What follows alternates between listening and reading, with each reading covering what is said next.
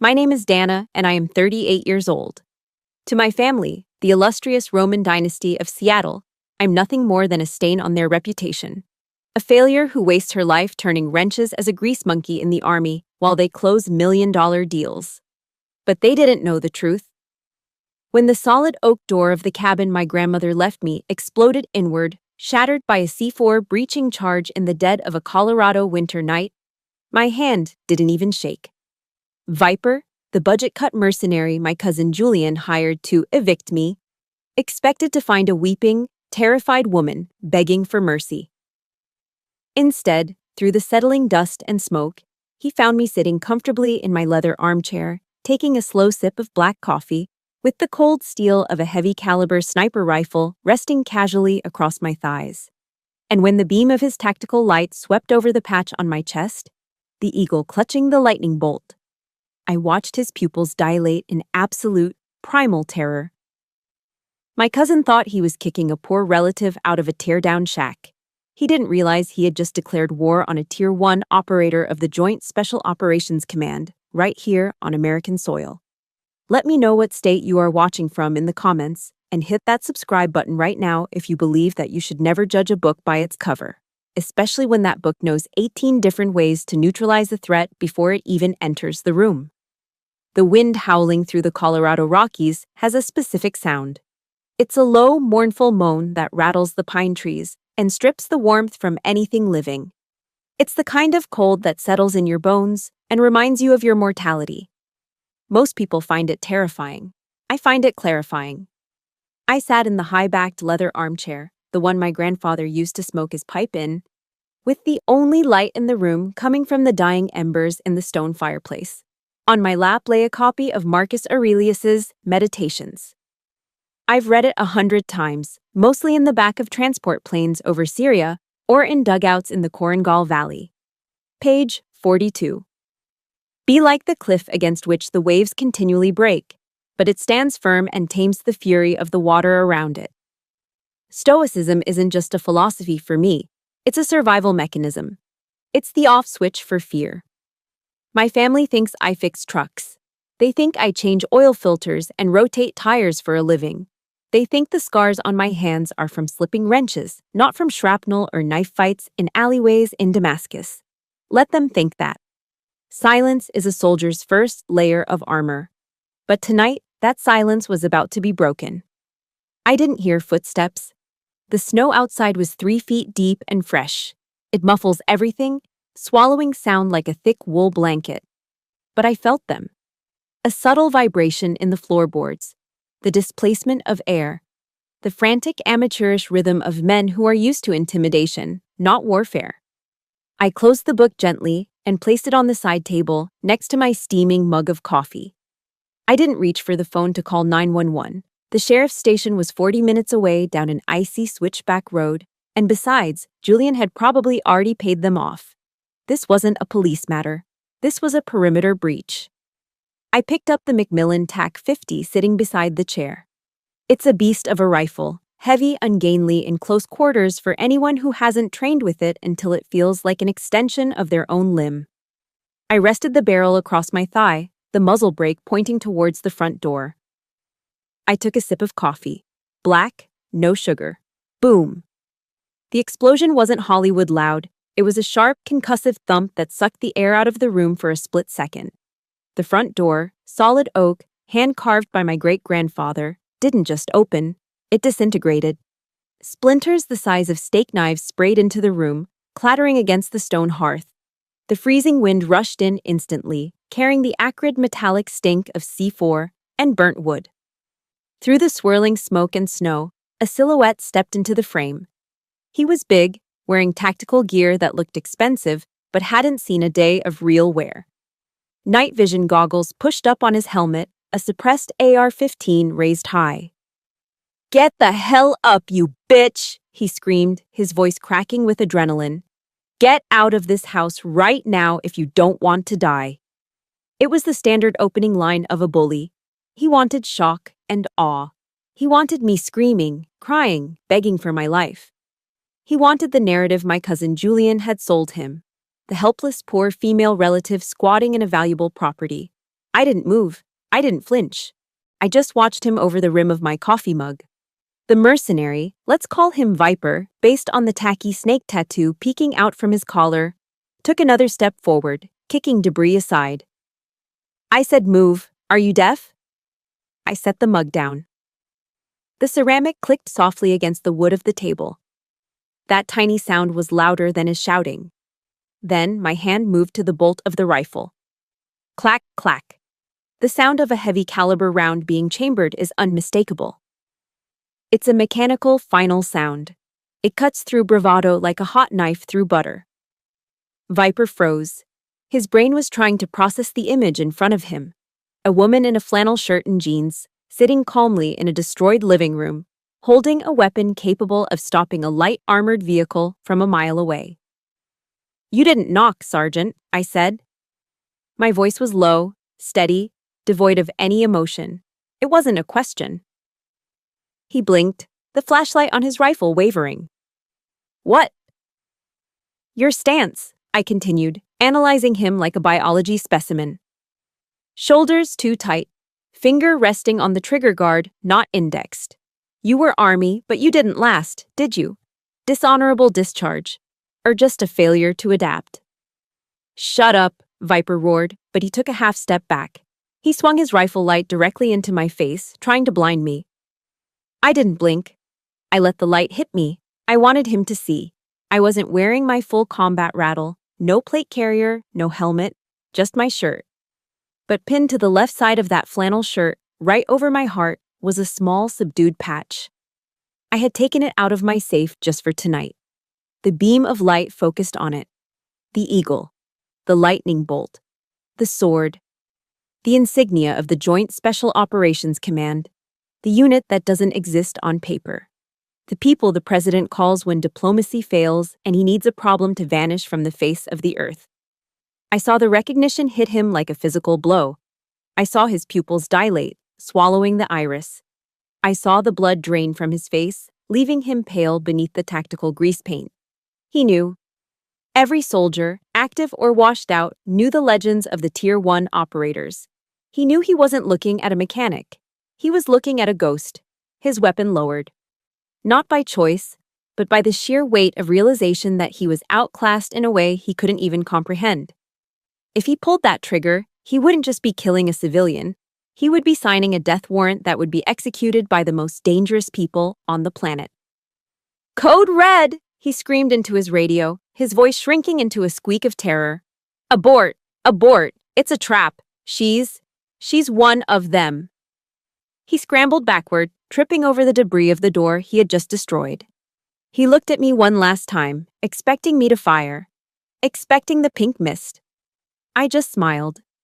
It wasn't a nice smile. It was the smile of a wolf watching a rabbit try to run on ice. "Run fast, Sergeant," I whispered, though I knew he couldn't hear me over the wind. "The snow is getting deep out there." He turned and bolted into the darkness, abandoning his team, abandoning his mission, running from the demon he had just found sitting by the fire. Julian thought he was sending a cleaner to take out the trash. He had no idea he had just knocked on the door of the devil herself. And as the cold wind swirled around my ankles, I took another sip of coffee. The war had finally come home. And I was ready to welcome it. To understand why a man would send a paramilitary hit squad to blow up a wooden door in the middle of a blizzard, you have to understand the Roman family. You have to go back 72 hours. Back to the rain-slicked streets of Seattle, to a world that smelled of old money, heavy cologne, and moral decay. We were at Giovanni's, a high-end Italian restaurant downtown with a view of the Space Needle piercing the gray clouds. It was the reception following my grandmother's funeral. The mood in the private dining room wasn't somber. It was celebratory. The matriarch was dead, which meant the trust funds were finally unlocking. I sat at the far end of the long mahogany table, isolated, like a distant cousin no one remembered inviting. I was wearing a simple black dress I'd bought at a thrift store near the base, unadorned, practical.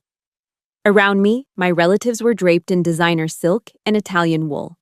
The air was thick with the sound of expensive silverware clinking against china, and the popping of corks from bottles of vintage Chianti Classico. At the head of the table sat Julian.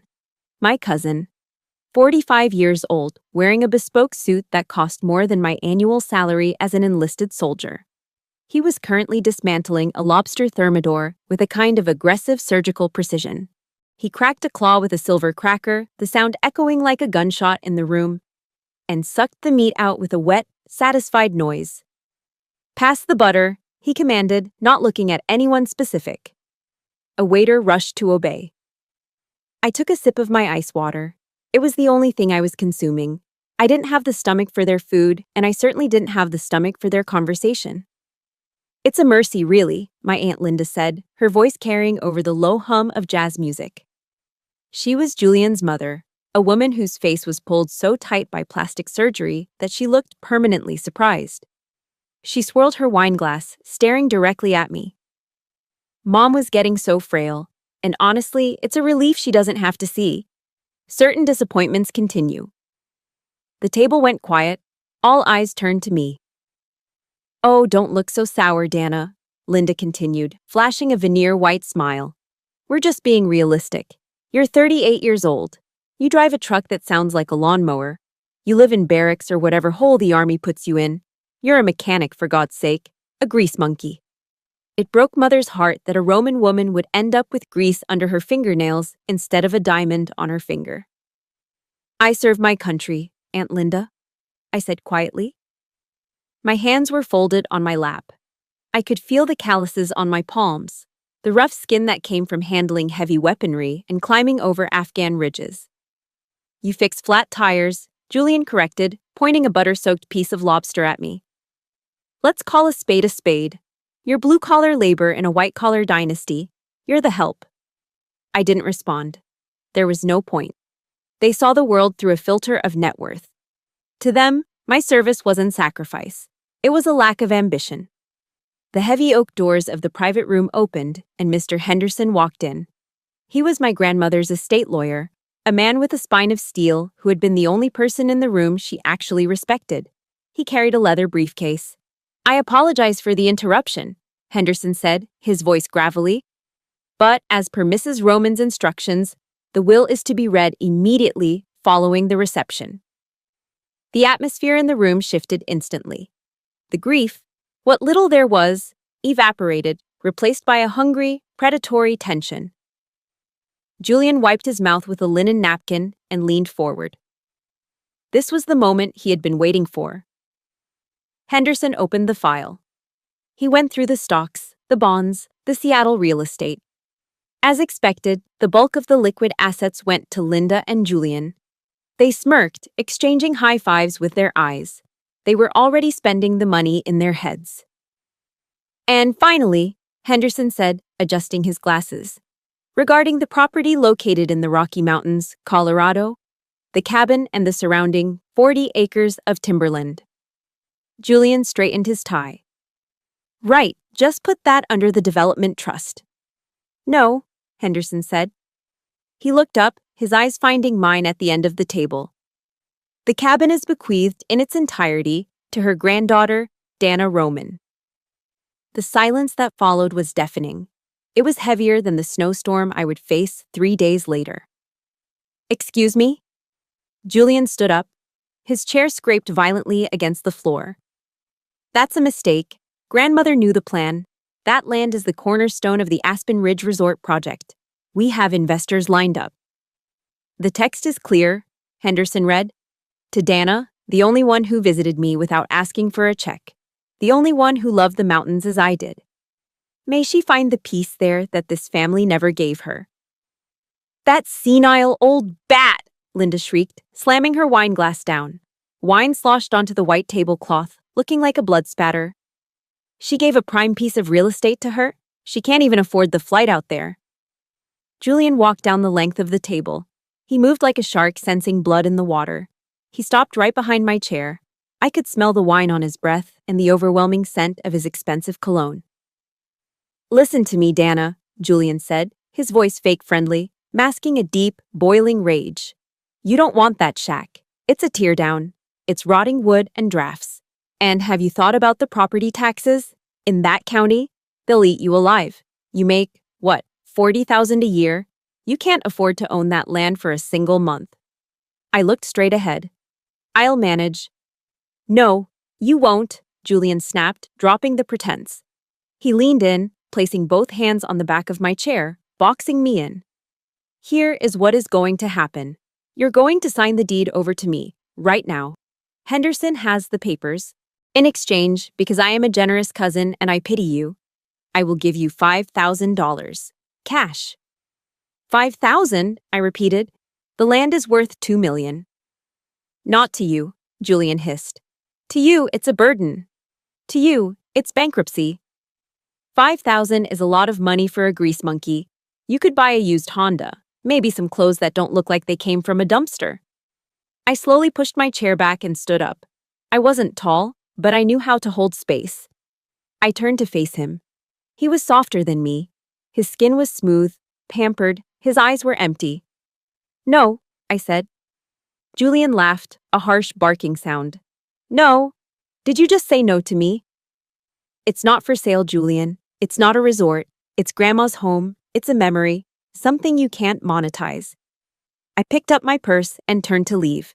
I had taken 3 steps when Julian grabbed my arm. It was a mistake. A reflex kicked in, a combat reflex. Before I could stop myself, I had twisted my arm, breaking his grip, and stepped into his personal space, checking his balance.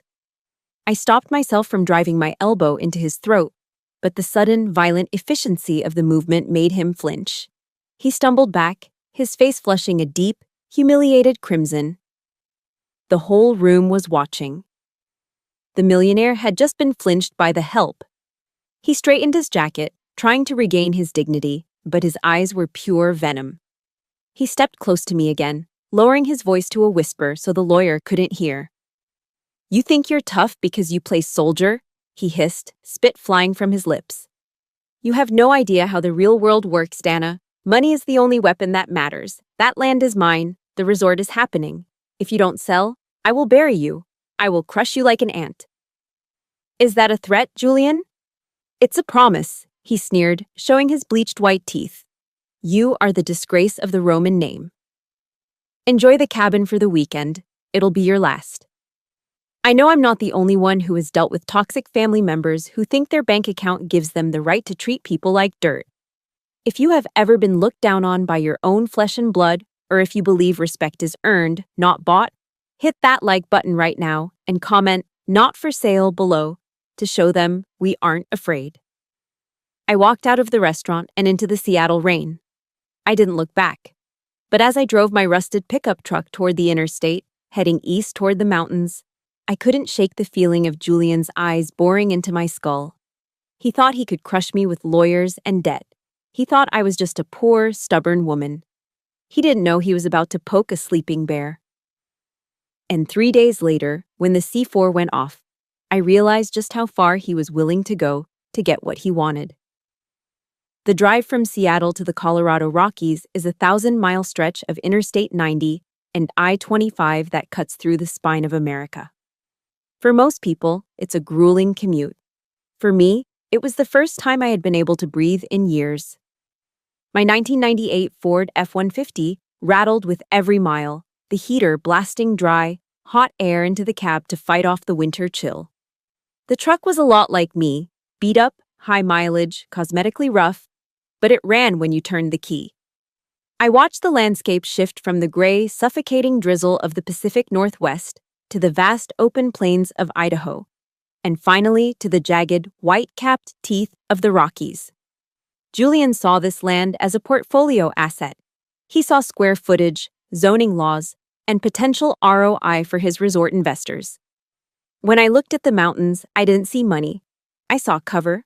I saw high ground. I saw the only place left where the noise of the world couldn't reach me. In the military, we call it decompression. When you come back from downrange, from the sandbox in Syria or the valleys of Afghanistan, you can't just flip a switch and become a civilian again. You can't go from hunting high-value targets in the dead of night to standing in line at a Whole Foods arguing about the price of organic almond milk. If you try, you snap. You need a buffer. You need a place to let the adrenaline bleed out of your system before it poisons you. Grandma's cabin was my decompression chamber. I arrived as the sun dipped behind the peaks, casting long purple shadows across the deep snow. The cabin was in worse shape than I remembered. The front porch sagged like a broken jaw. The windows were covered in years of grime, and the roof had lost shingles to the harsh winter winds. To anyone else, it was a teardown. To me, it was a mission. For the next 48 hours, I didn't speak to a single soul. I worked. I woke up with the sun, drank scalding black coffee, and went to war with the decay. I chopped cord after cord of wood until my shoulders burned, and my palms, already rough, blistered and hardened. I climbed onto the roof to patch the leaks, fighting the biting wind that whipped my flannel shirt against my skin. I scrubbed the floors on my hands and knees until the wood grain shone through the dirt. There is a holiness in physical labor that men like Julian will never understand. Julian has never had a blister in his life. He has soft, manicured hands that have only ever lifted wine glasses and signed checks. He pays other men to sweat for him. He thinks power comes from status. He doesn't know that real ownership comes from bleeding into the soil you stand on. Every nail I drove into the wood was an act of reclamation. I wasn't just fixing a house, I was rebuilding myself. But the silence has a way of bringing up the things you try to bury. The physical exhaustion helps you sleep, but it doesn't stop the dreams. The second night, the nightmare came. It always starts the same way. I'm back in the alleyway in Aleppo. The smell hits me first. Diesel fuel, unwashed bodies, and the copper tang of old blood. I'm moving toward the breach point. My team is stacked behind me. I give the signal. But when I kick the door, it's not a terrorist safe house. It's my grandmother's dining room. And they're all sitting there laughing at me. Julian, Aunt Linda, my parents. They're laughing, their mouths wide and distorted, and then the walls dissolve and the RPG hits. I woke up gasping, my hand instantly flying to the imaginary pistol under my pillow. My heart hammered against my ribs like a trapped bird. My sheets were soaked in cold sweat despite the freezing temperature of the uninsulated cabin. It took me a full minute to orient myself. Colorado. You are in Colorado. You are safe. The threat is neutralized.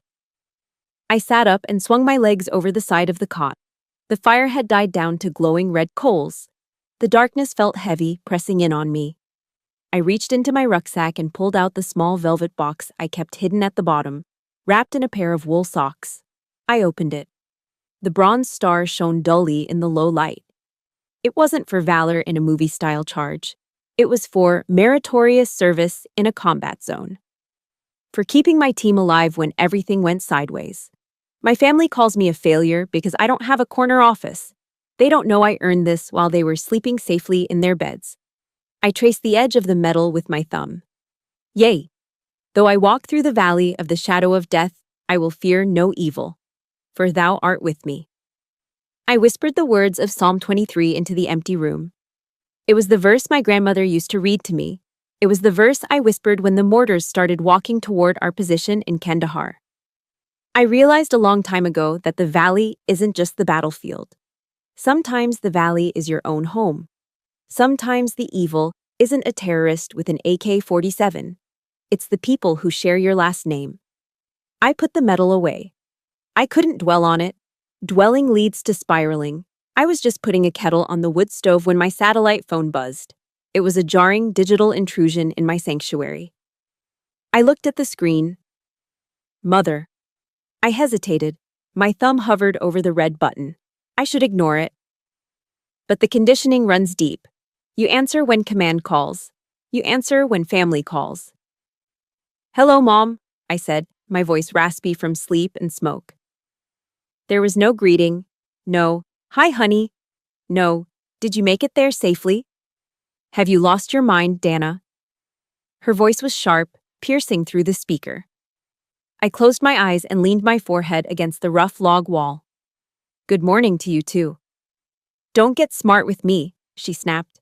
I just got off the phone with Linda. She is distraught. Julian is beside himself. How dare you? How dare you embarrass this family again? I didn't do anything, Mom. I just accepted what Grandma left me. You stole it, she screamed. That land belongs to Julian's vision. He's building something magnificent. He's the pride of this family, Dana. He's a success. And what are you? Playing hermit in a rotting shack because you're too stubborn to admit you're a failure? A failure, I repeated, the words tasting like ash. Is that what you think I am? Look at you. You're 38, no husband, no children, no career, real career, not that army nonsense. You have nothing. And now you're standing in the way of the people who actually contribute to this world. You are being selfish. Just like you were when you ran off to enlist. I enlisted to pay for college because you wouldn't, I said, my voice steady but quiet. We wouldn't pay for you to study art history. We invest in success. Julian is success. You are just difficult. You have always been the difficult one.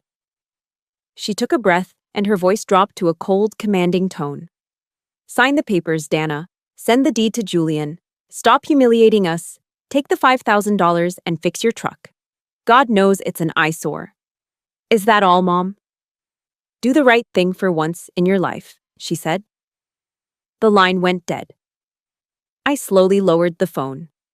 The silence of the cabin rushed back in, but it didn't feel peaceful anymore. It felt lonely. A crushing, absolute loneliness that comes from realizing the people who are supposed to love you unconditionally actually have a very specific set of conditions. I walked over to the small cracked mirror hanging by the wash basin. I looked at my reflection. I saw the faint white scar running along my jawline, a souvenir from a piece of shrapnel in Syria. That scar had healed years ago. It didn't hurt anymore. But the invisible wound my mother had just ripped open, that was bleeding. I splashed cold water on my face. I didn't cry. Tears are a waste of hydration. But inside, something hardened. A steel door slammed shut in my heart. Okay, I whispered to the empty room. If you want me to be the villain, I'll be the villain. I didn't know it then, but I would need every ounce of that hardness, because the phone call was just the psychological warfare. The kinetic warfare was about to begin. And the next time the phone rang, it wouldn't be my mother. It would be the only father figure I had left. I sat there for a long time, listening to the wind howl against the logs of the cabin. My mother's words were still echoing in the small room, bouncing off the walls like ricochets. Failure, disgrace, useless. It's a strange thing, how you can be bulletproof on a battlefield but made of glass in your own kitchen. I've taken shrapnel. I've taken concussions. I've taken the weight of life and death decisions that would break most men. But one phone call from the woman who gave birth to me, and I was 12 years old again, hiding in the closet, wishing I could disappear. I needed to talk to someone real. Someone who knew the Dana Roman that didn't exist in my family's photo albums. I reached into the bottom of my tactical rucksack and pulled out a heavy black device with a thick antenna. It wasn't a standard smartphone. It was an Iridium 9555 satellite phone, encrypted to military standards. It was the only way to communicate securely from this remote altitude, bypassing the local cell towers that Julian probably monitored. I dialed a number I knew by heart. It routed through a server in Virginia, then bounced to the Pentagon, before finally connecting to a private line in a home office in Arlington. It rang twice. "This line is secure," a voice answered.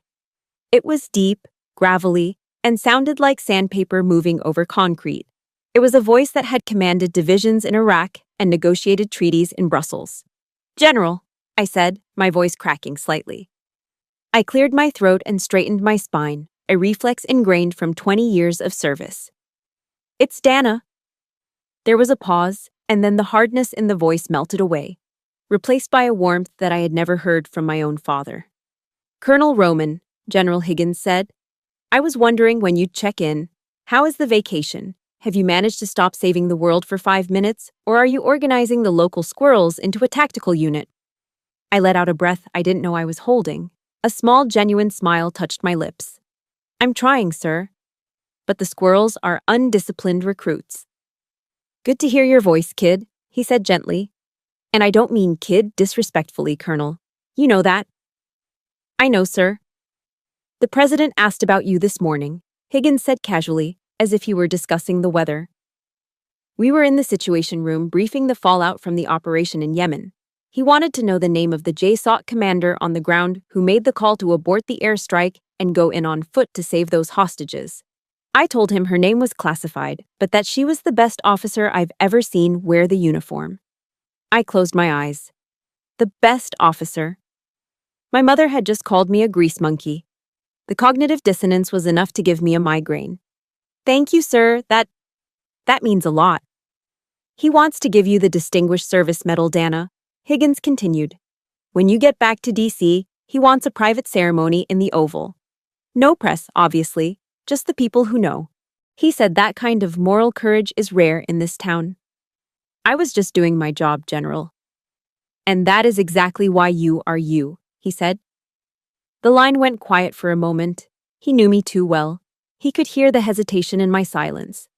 Dana, what's wrong? You didn't call me on a secure line to brag about a medal you don't even want. What's happening out there? I looked around the dark, drafty cabin. I looked at my rough hands, the hands that my family thought were only good for changing oil. I'm tired, General, I whispered. I'm just tired. My family, they're pressing me. My cousin Julian wants the land. My mother called me a failure. They look at me and they see nothing. They see a mistake. They see what they are capable of seeing, Dana, Higgins said, his voice firming up. Small minds cannot comprehend big things. You are a Tier 1 operator. You command the most elite assets in the United States military. You speak 4 languages. You hold a master's degree in strategic studies. You are a ghost who walks through walls to keep this country safe. If they think you're a failure, that is an indictment of their intelligence, not your worth. I know, I said, picking at a loose thread on my jeans. Logically, I know that. But it still hurts. It shouldn't, but it does. Because you're human, Higgins said softly. Family is the one weakness we can't train out of you. It's the Achilles heel. You want their approval because it's biological. But listen to me, Dana. Listen to your old man. I'm listening. Blood makes you related, he said. Loyalty makes you family. I have seen men die for you who didn't share a drop of your DNA. I have seen you risk your life for strangers. That is your family. The people in that restaurant in Seattle, they are just civilians who happen to share a last name. Do not let them compromise your integrity. Julian threatened me, I admitted. He said he'd crush me like an ant. He said money is the only weapon that matters. I heard a low, dangerous chuckle on the other end of the line. It was the sound General Higgins made before he authorized an airstrike. Money is a powerful weapon, sure, Higgins said, but it's a clumsy one. Dana, do you remember the oath of office you took when you accepted your commission? Do you remember the words? Yes, sir, every word. Recite the first part for me. I took a deep breath, staring into the dying fire. I, Dana Roman, do solemnly swear that I will support and defend the Constitution of the United States against all enemies, foreign and domestic. Stop, Higgins commanded. Repeat the last 3 words. Foreign and domestic. Domestic, Higgins emphasized. That doesn't just mean terrorists building bombs in a basement. It means anyone who threatens the rights, the safety, and the sanctity of the life you have built. A tyrant is a tyrant, Dana, whether he speaks Arabic in a cave or English in a boardroom. If this cousin of yours is threatening you, if he is using fear and intimidation to take what is yours, he has crossed a line. You are not a civilian victim here, Colonel. You are a soldier on American soil. You have the right to defend your position. I don't want to hurt them, sir. You won't, Higgins said. You are a professional. You use the minimum force necessary. But do not let them mistake your restraint for weakness. If they bring a war to your doorstep, you finish it. Do you understand me? I understand, sir. Good. Now, I'm going to have my aide monitor the local chatter in that county. If things escalate, you call me. I can have a Black Hawk from Fort Carson on your lawn in 40 minutes. I think I can handle Julian, sir. He's just a bully in a suit. Bullies in suits hire men with guns, Dana. Watch your 6. I always do. I was about to say goodbye, to tell him thank you for being the father my own father never was when I heard it. It was faint at first, barely audible over the wind. A low, high-pitched whine, like a mosquito, but mechanical. constant, rhythmic. My head snapped up. I looked toward the window. The sound was getting louder. Dana! Higgins's voice sharpened instantly. He heard the change in my breathing. What is it? Hold on, I said, moving quickly to the window. I stayed to the side of the frame, peering out into the darkness. There, hovering just beyond the porch light, was a red, blinking eye. A drone. A quadcopter, high-end consumer grade, rigged with a camera. It was staring right into the cabin. I've got eyes on a UAV, I said, my voice shifting. The sadness was gone. The hurt daughter was gone. The colonel was back. Small UAS, surveillance pattern. Someone is watching the cabin. Is it authorized? Higgins asked. Negative. It's peeking in my windows, sir. You are greenlit to engage, Colonel. Secure your perimeter. Copy that, I said. General, I have to go. I have uninvited guests. Give 'em hell, Dana. I terminated the call and set the satellite phone down on the table. The warm glow of the conversation faded instantly, replaced by the cold blue clarity of combat. Julian wasn't just threatening legal action anymore. He was conducting reconnaissance. He was watching me. I walked over to the corner of the room and picked up the Remington 870 shotgun I kept by the door. I racked the slide. The sound was loud, aggressive, and final. My mother thought I was useless. Julian thought I was weak. They were about to find out that they had severely underestimated the woman living in the woods. The vacation was over. The operation had just begun. Down at the base of the mountain, where the county road turned from paved asphalt to treacherous gravel, a black Porsche Cayenne Turbo sat idling. The engine purred with a low, expensive rumble, sending plumes of white exhaust into the freezing night air. Inside, the climate control was set to a tropical 72 degrees. Heated leather seats wrapped around the driver like a warm glove. Julian Roman took a sip of his cognac from a silver travel flask. He hated nature. He hated the cold. He hated the fact that his Italian loafers were currently resting on a rubber floor mat stained with mud. But most of all, he hated his cousin Dana. He adjusted the iPad mounted on the dashboard. The screen displayed a grainy night vision feed from the DJI Mavic drone hovering 300 feet above the cabin. Showtime, Julian muttered.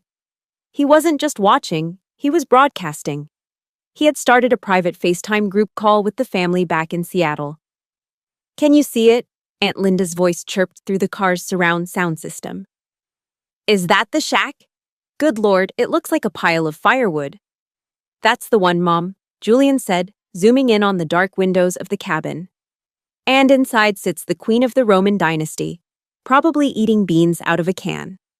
Just get rid of her, Julian, his father's voice chimed in. The investors are getting impatient. We need to break ground in the spring. If she drags this out with probate court, we lose the window. Don't worry, Dad, Julian smirked, tapping the screen to maneuver the drone closer to the front porch. I hired the best. Viper's team is staging in the woods right now. But first, I want to have a little fun. I want to see her squirm. He typed a message on his phone. He wanted to document this. He wanted her to know exactly who had beaten her. Up in the cabin, the sound of the drone was like a drill pressing into my temple. It was the sound of the modern battlefield.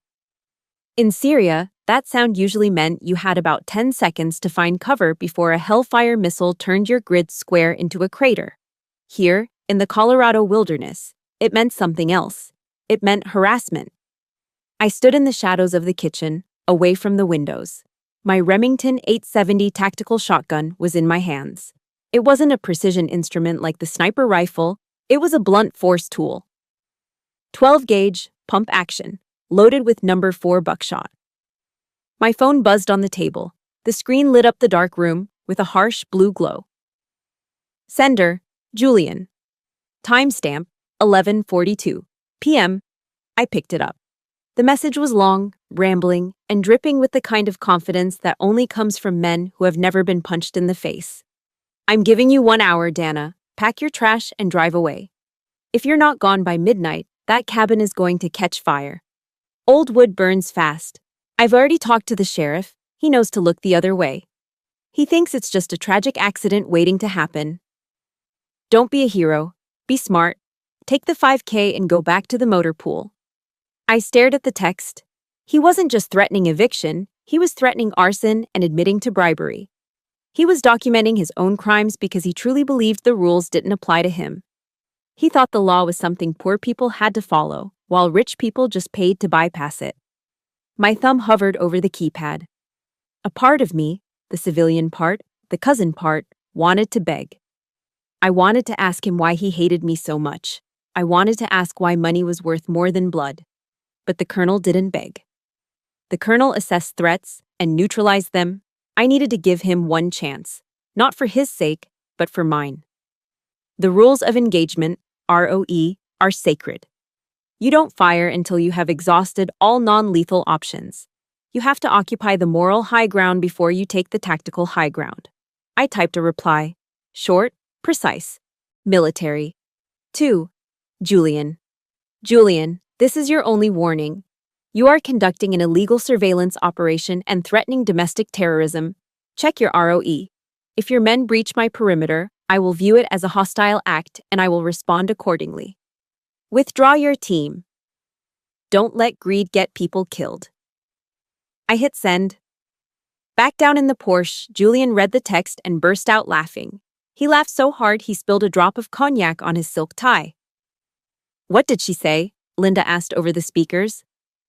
She's talking about ROE and hostile acts, Julian wheezed, wiping tears from his eyes. She thinks she's in a Tom Clancy movie. Check your ROE.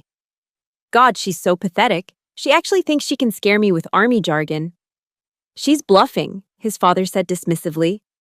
She's a mechanic, Julian. She fixes Humvees. She's probably cowering under the bed right now.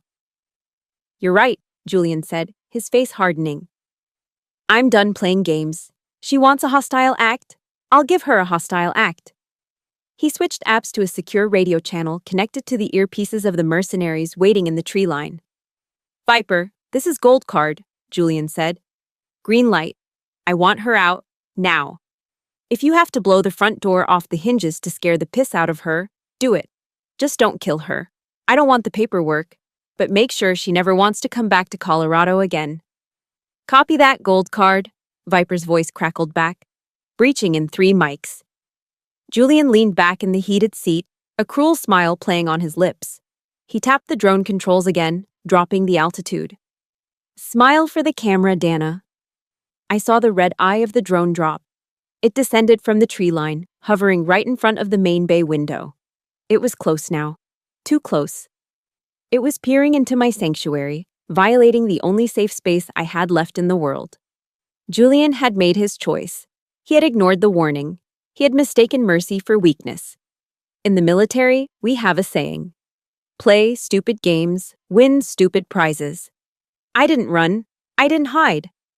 I walked calmly to the front door and unlocked the deadbolt. I didn't open it yet. I just unlocked it. I wanted them to come in. But first, I had to blind the eye in the sky. I moved to the window. The drone was hovering there, buzzing angrily, the camera lens focusing on me. I looked straight into the lens. I wanted Julian to see my face. I wanted him to see that I wasn't crying. I wasn't shaking. I raised the Remington 870.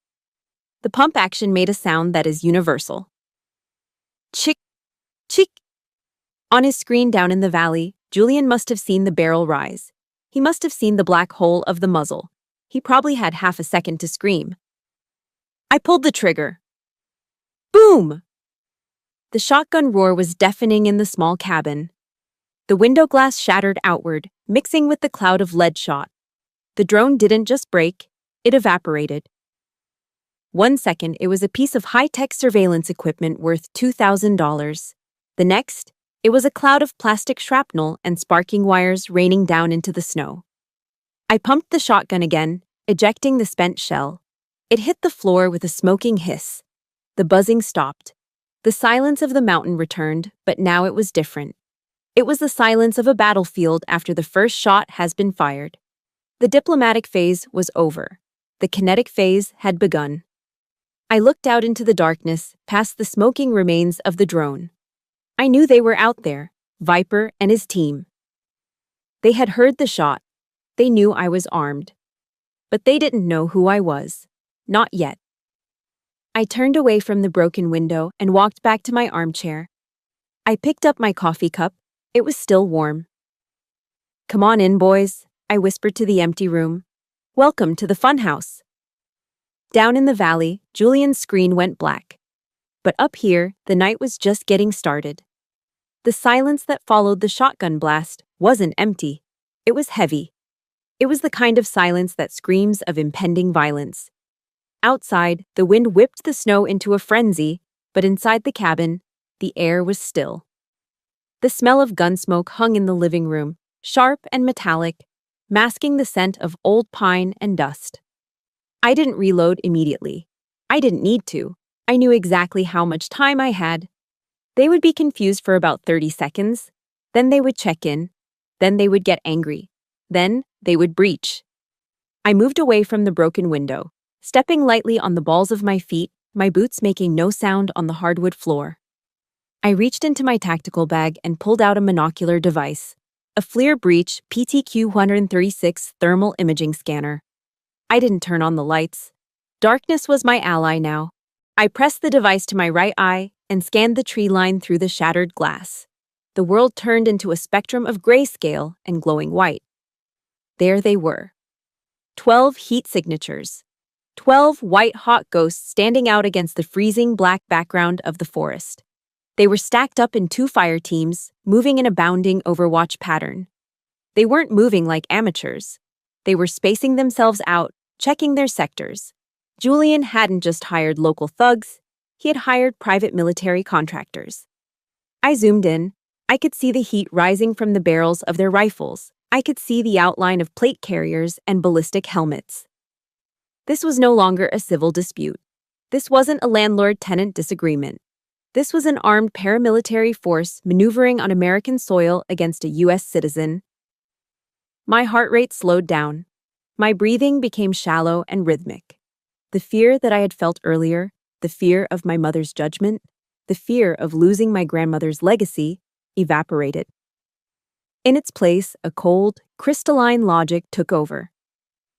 I reached for the satellite phone again. I hit the redial button. "Higgins," the general answered on the first ring. His voice was tight. He knew. "Sir," I said, my voice flat. "I have visual confirmation.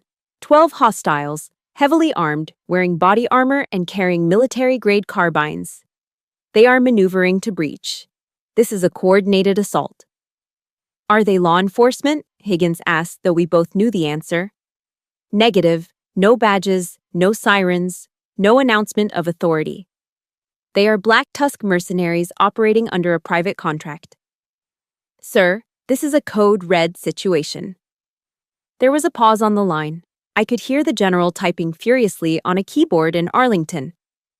"Dana," Higgins said, his voice dropping an octave, becoming the voice of the man who held the authority of the executive branch. "You are a Tier 1 asset. You are a repository of top-secret state intelligence. If you are captured, national security is compromised. We cannot allow that to happen." "I have no intention of being captured, sir." "Good. Because I am looking at the legal framework right now. By attacking a senior officer of the United States Armed Forces with lethal intent, these men have classified themselves as domestic combatants.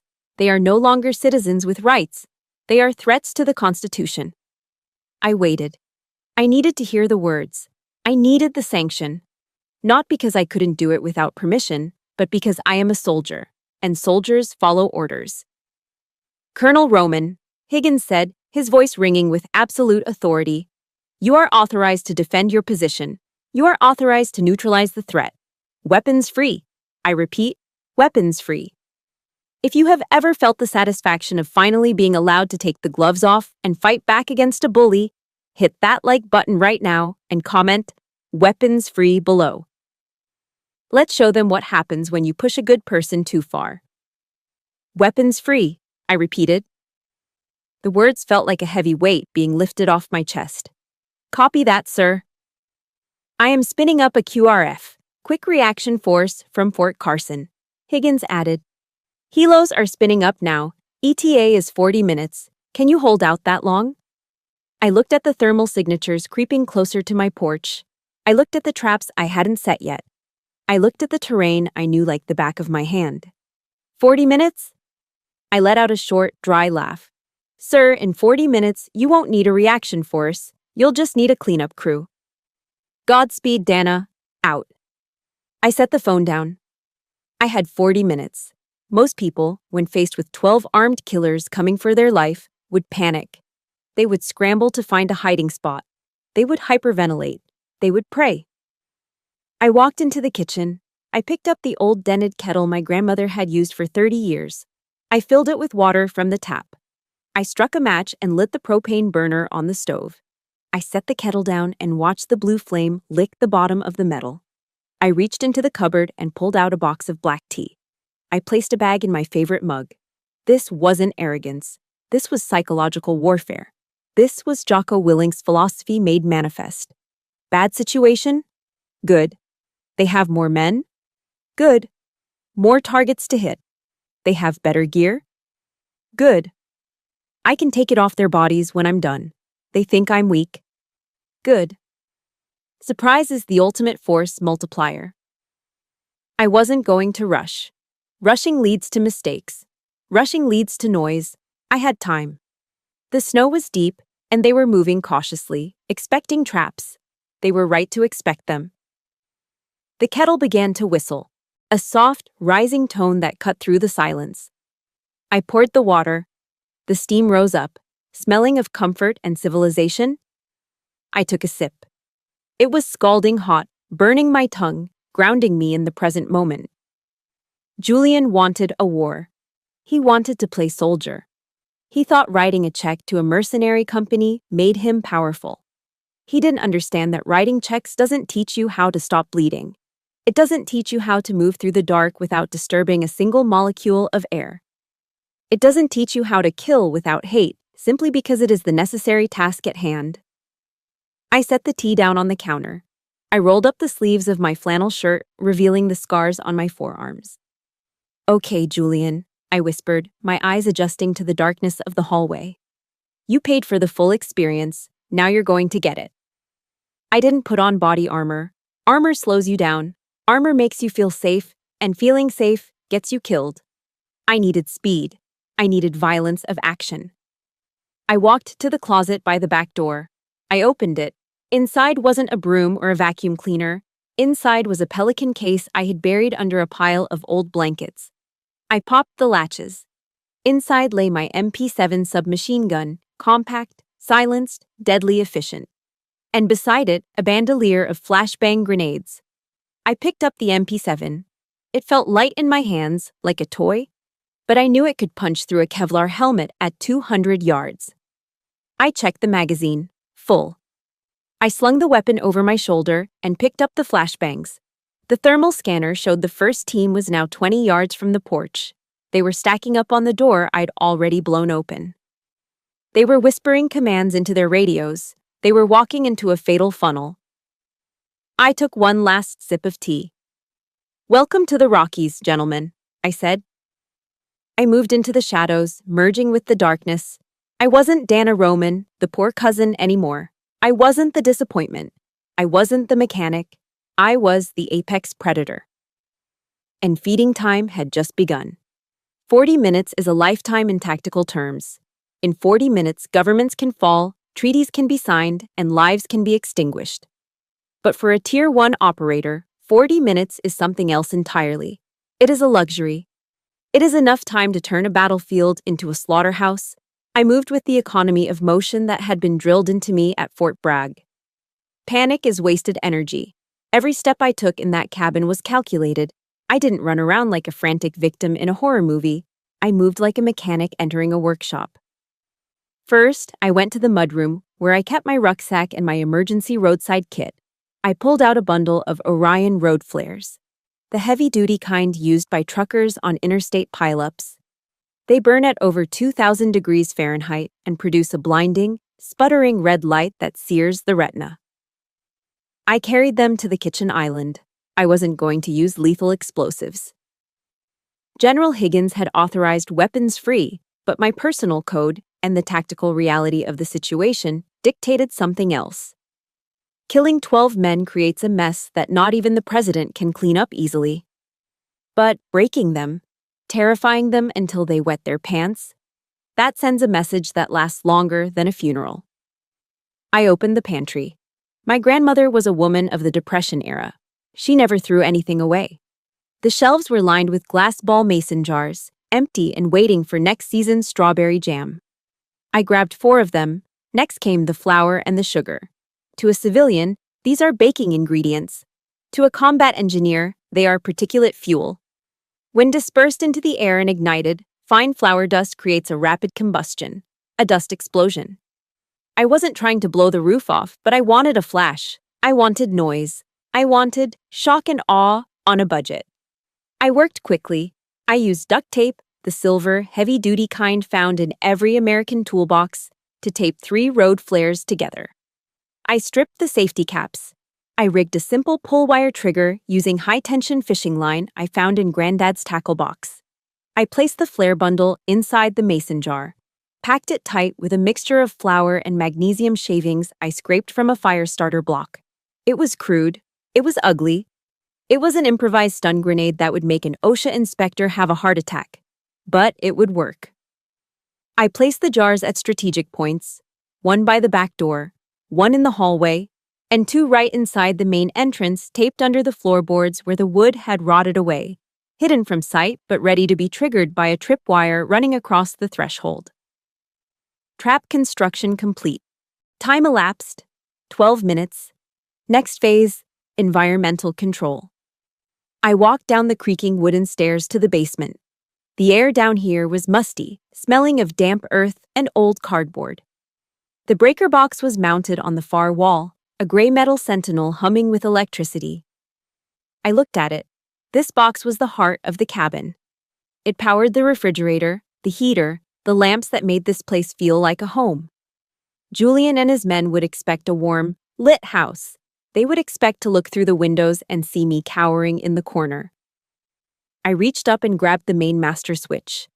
"Lights out," I whispered. I yanked the lever down. Thunk. The hum died instantly. The refrigerator compressor shuddered and stopped. The pilot light on the water heater winked out.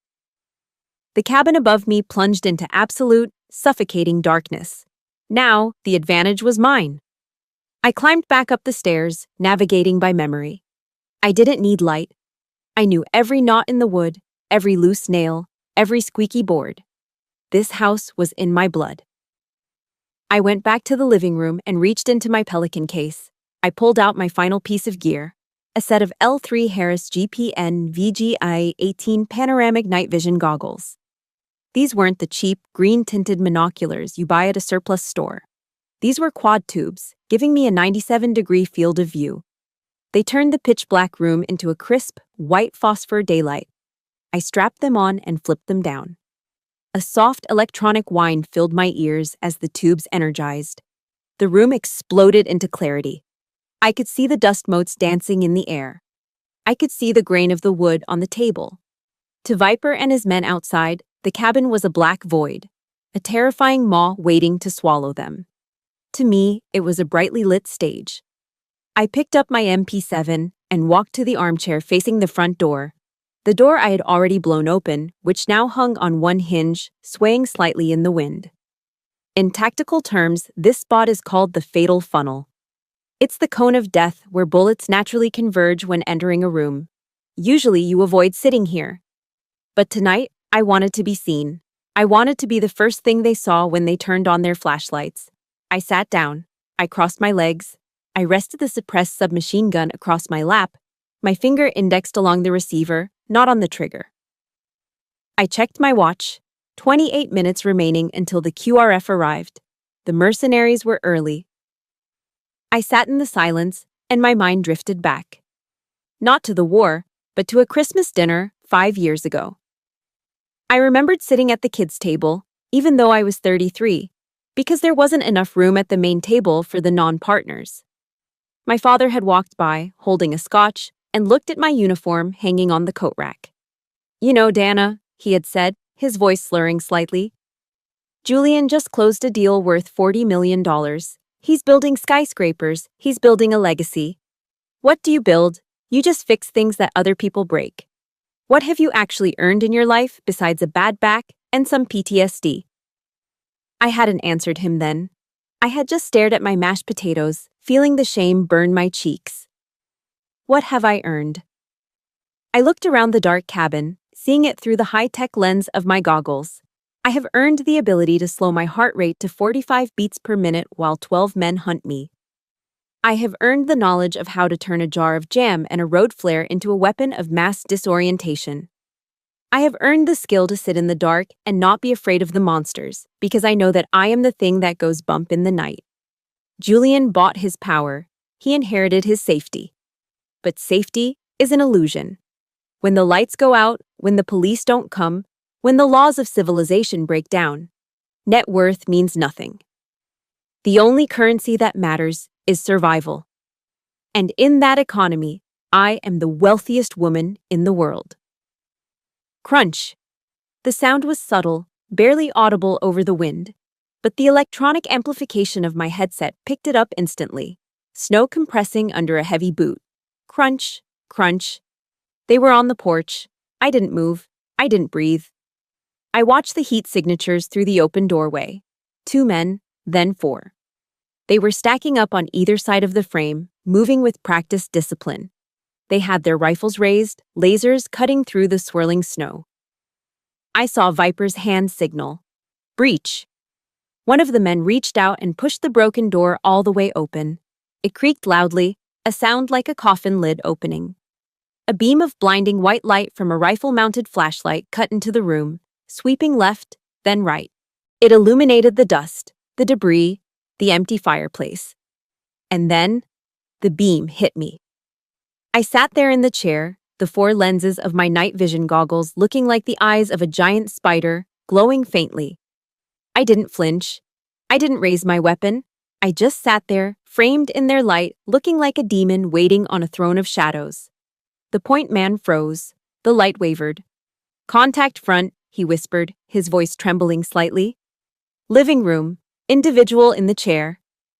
Take the shot, Viper's voice hissed in their earpieces, loud enough for my amplified hearing to catch. But they didn't shoot. Because deep down, in the lizard part of their brains, they knew. You don't walk into a dark room and find a woman sitting calmly in a chair unless she has already won. I smiled beneath the goggles. Did you bring the eviction notice, boys? I asked softly.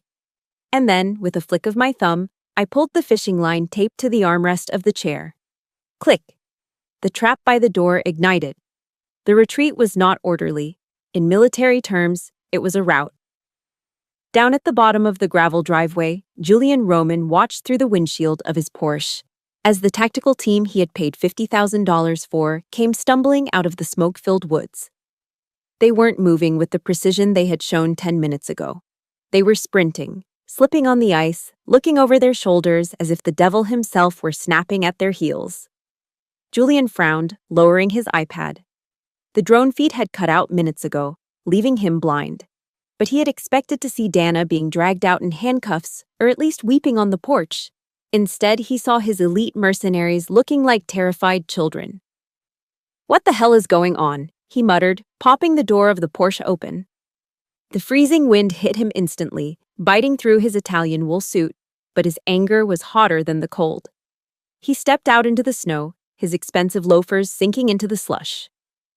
Viper, the team leader, reached the bottom of the hill first. He was panting, his face smeared with soot, his eyes wide and wild. He was missing his helmet. He was ripping off his tactical vest as he ran, as if the gear itself was burning him. Stop, Julian screamed, stepping in front of the fleeing man.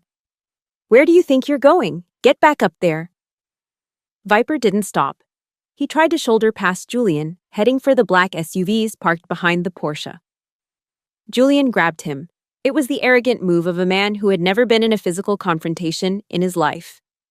He grabbed a man who killed for a living by the lapel of his jacket.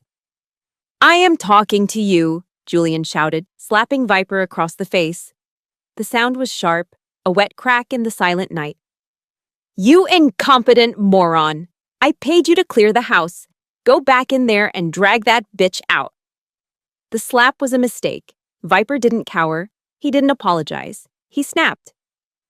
The fear that Dana had instilled in him transmuted instantly into rage. He grabbed Julian by the throat, lifting him off his feet, and slammed him backward onto the hood of the Porsche Cayenne. Crunch! The metal buckled under the impact. Julian gasped, the air knocked out of his lungs. He stared up into Viper's face and saw something he had never seen before. Unadulterated panic. You didn't tell me, Viper screamed, spit flying into Julian's face. You didn't tell me who she was. She's a mechanic, Julian wheezed, clawing at Viper's hand. She's nobody. Nobody. Viper slammed Julian's head against the hood again. Blood began to trickle from Julian's nose, staining his white dress shirt. She's Jace Sock, you idiot. She's Tier 1. I saw the patch. I saw the way she moved. She rigged that house like a killbox in Fallujah. Julian's eyes fluttered. He didn't understand the acronyms. He didn't know what Tier 1 meant. All he knew was that his employee was assaulting him. I'll sue you, Julian choked out. I'll ruin you.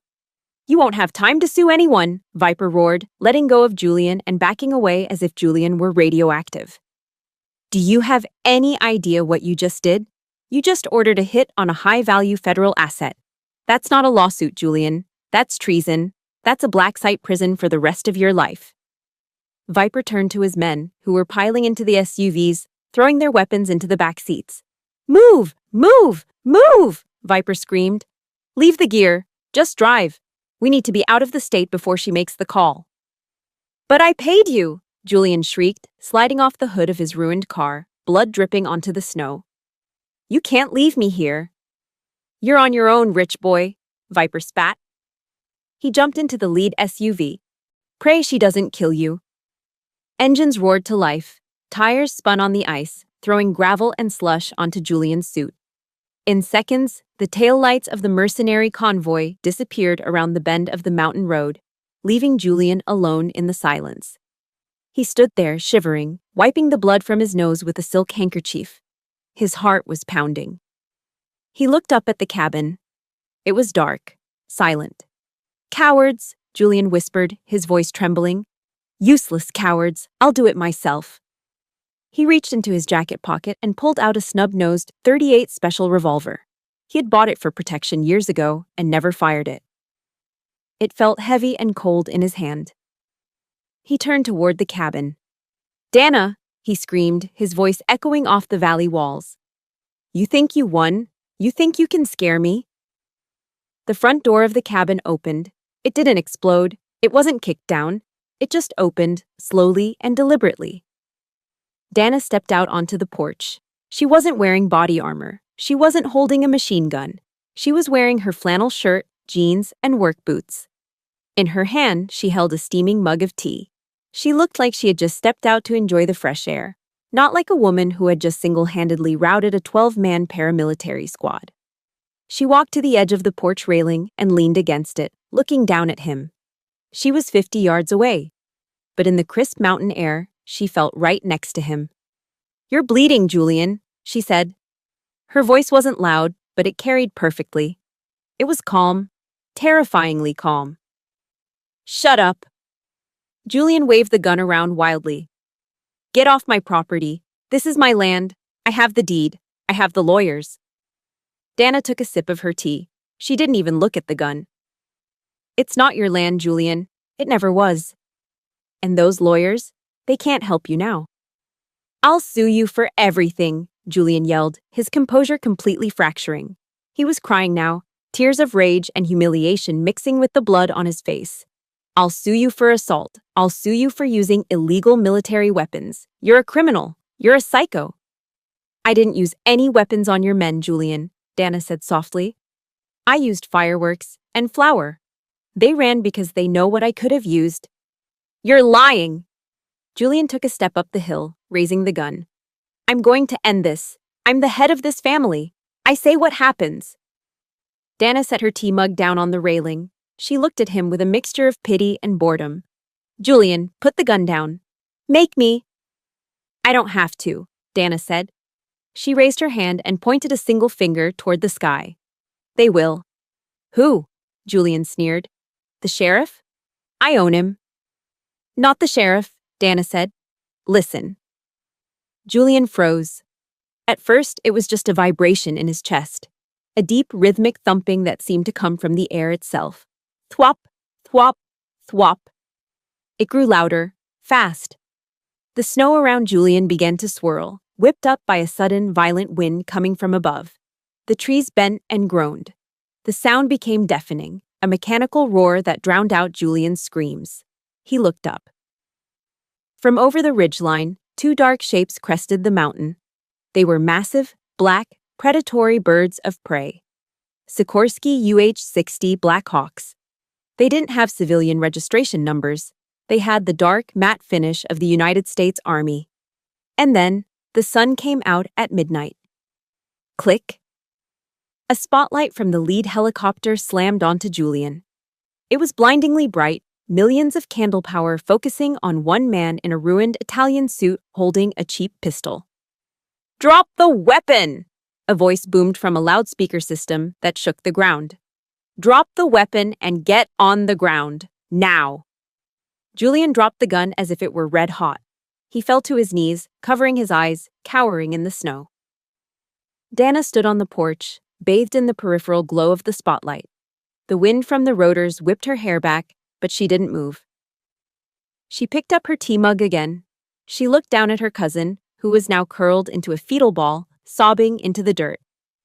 You wanted a war, Julian, she said, her voice lost in the roar of the rotors, but her meaning clear in the way she looked at him. You forgot one thing. I don't fight wars alone. She took a sip of tea, watching as the side doors of the Black Hawk slid open and men in real tactical gear with real authority prepared to descend. I told you, she whispered to herself. I don't need to sue you. I just need to report you. The landing of a Sikorsky UH-60 Black Hawk is not a subtle event. It is a declaration of overwhelming force. The rotor wash hit the ground with the force of a hurricane, whipping the snow into a blinding white vortex. To Julian Roman, cowering in the slush with his hands over his ears, it felt like the apocalypse. To me, it felt like the cavalry arriving. The side doors of the lead chopper slid open before the wheels even touched the frozen earth. Ropes dropped. Men slid down. Fast, efficient, lethal. These weren't county deputies with beer bellies. These were military police and tactical FBI agents from the Denver field office, moving with the synchronized fluidity of a wolf pack. They wore heavy plate carriers, ballistic helmets, and carried M4 carbines with holographic sights. Federal agents! A voice boomed over the roar of the engines. Nobody move. Hands where we can see them. Julian scrambled to his knees, his face a mask of blood and snot. He tried to point at me. Officer, thank God. That woman. She's crazy. She has bombs. Arrest her. Two agents were on him instantly. They didn't ask questions. One kicked his legs out from under him, sending him face first back into the snow. The other drove a knee into his lower back. Julian Roman, the agent shouted, pulling Julian's wrists behind his back. The metallic snick-snick of handcuffs was the sweetest sound I had heard all night. You are under arrest for conspiracy to commit domestic terrorism and violation of the Federal Espionage Act. What? Julian screamed, spitting snow. I'm a developer. I have rights. Do you know who my father is? You have the right to remain silent, the agent recited, hauling him up. Anything you say can and will be used against you in a court of law. As Julian was being dragged toward the perimeter, a convoy of headlights cut through the darkness at the bottom of the hill. 3 luxury SUVs skidded up the icy driveway, fishtailing wildly. It was the family. My parents, Julian's parents. They had driven up from the hotel in town, expecting to watch the grand finale of my humiliation. Julian had invited them to see the squatter get evicted. They got a show, all right, just not the one they bought tickets for. Julian, Aunt Linda shrieked, stumbling out of her Escalade in a fur coat. Get your hands off him. He's a Roman. He's a citizen. My mother saw me standing on the porch. She didn't see the helicopters or the federal agents. She only saw her daughter, standing tall while her favorite nephew was in handcuffs. Her wiring, conditioned by decades of prejudice, short-circuited. She charged up the steps, her face twisted in rage. "Dana!" she screamed over the dying whine of the rotors. "What have you done? You called the police on your own family. Have you no shame? Look at your cousin, you animal." My father was right behind her, his face red. "You ungrateful little brat. We offer you money, and this is how you repay us? By ruining Julian's reputation? I swear to God, Dana, you are dead to us." I didn't answer. I didn't move. I just took a sip of my tea. "Step back, ma'am," an MP commanded, stepping between my mother and me. He held his rifle at the low ready. "Don't you tell me what to do," my mother spat. "My taxes pay your salary. I want to speak to your superior. I want this mechanic arrested for assault." "You want to speak to the superior?" The voice came from the darkness. It wasn't loud, but it had a gravity that sucked the oxygen out of the air. The circle of soldiers parted. General James Higgins walked into the light. He wasn't wearing a dress uniform. He was wearing operational camouflage pattern fatigues, his combat boots crunching softly on the snow. On his chest, the 4 silver stars of a general glinted in the spotlight. He walked past Aunt Linda. He walked past my screaming mother. He didn't even look at them. To him, they were less than civilians. They were background noise. He walked straight up the steps. He stopped 3 feet in front of me. The silence that fell over the clearing was absolute. Even Julian stopped struggling. General Higgins snapped his heels together. He raised his right hand in a slow, crisp, perfect salute. "Colonel Roman," he said, his voice ringing out clearly. "Mission accomplished. Are you secure?" My parents froze. Their mouths hung open. The word hung in the air like a thunderclap. "Colonel." I set my tea mug down on the railing. I straightened my back. I returned the salute, cutting the air with the precision of 20 years of discipline. "I am secure, General," I said. "Hostiles neutralized. Perimeter holding." "At ease, Dana," Higgins said, dropping his hand and smiling warmly. "Colonel?" my father whispered, his voice trembling. "What? What did you call her?" General Higgins turned slowly. He looked at my parents for the first time. His eyes were cold. "I called her by her rank, Mr. Roman," Higgins said. "Colonel Dana Roman is the commander of Task Force 121, Joint Special Operations Command. She's a Tier 1 operator and one of the highest decorated officers in the United States military." "But," my mother stammered, clutching her pearls, She's a mechanic. She fixes trucks." Higgins laughed. It was a dry, humorless sound. "She fixes problems, ma'am. Problems that threaten the safety of this nation. While you were sleeping in your heated mansions, your daughter was hunting down terrorists in caves. She has saved more American lives in a week than your entire family has in a century." He took a step toward them. My father actually recoiled, intimidated by the sheer presence of the man. "And you," Higgins pointed a gloved finger at Julian. "You authorized an armed paramilitary assault on a federal asset. Do you know what the penalty is for treason, son? It's not a fine. It's a dark room for the rest of your natural life." "We didn't know," Aunt Linda sobbed. "We just wanted the land." "You wanted to steal," Higgins corrected her, his voice dripping with disgust. "You judged this woman by the clothes she wears. You treated a hero like garbage because she didn't worship your money. Well, look around you." Higgins gestured to the Black Hawks, the armed soldiers, the FBI agents securing the scene. "This is her world. This is the respect she commands. You are lucky, Mr. and Mrs. Roman. You should get on your knees and thank God right now." "Thank God for what?" my father asked weakly. "Thank God that Colonel Roman is a disciplined soldier," Higgins said, his voice dropping to a lethal whisper. "Because if she were anyone else, she would have put a bullet in your nephew's head the moment he stepped onto this property. And she would have been legally justified to do so." My mother looked at me. Really looked at me. For the first time in 38 years, she didn't see the disappointment. She didn't see the grease monkey. She saw the scars on my hands. She saw the way the soldiers looked at me with reverence. She saw the general standing by my side like a protective father. And she saw the absolute, unbridgeable distance I had placed between us. Dana, she whispered, reaching a hand out toward the porch. Baby, I didn't answer. I picked up my tea. General, I said, turning my back on them. My tea is getting cold. Would you like a cup inside? I would be honored, Colonel, Higgins said. He followed me into the cabin. The door closed behind us with a solid final thud, shutting out the wind, the snow, and the sobbing of the people who used to be my family. Spring in the Colorado Rockies does not arrive with a whisper. It arrives with a roar of melting snow.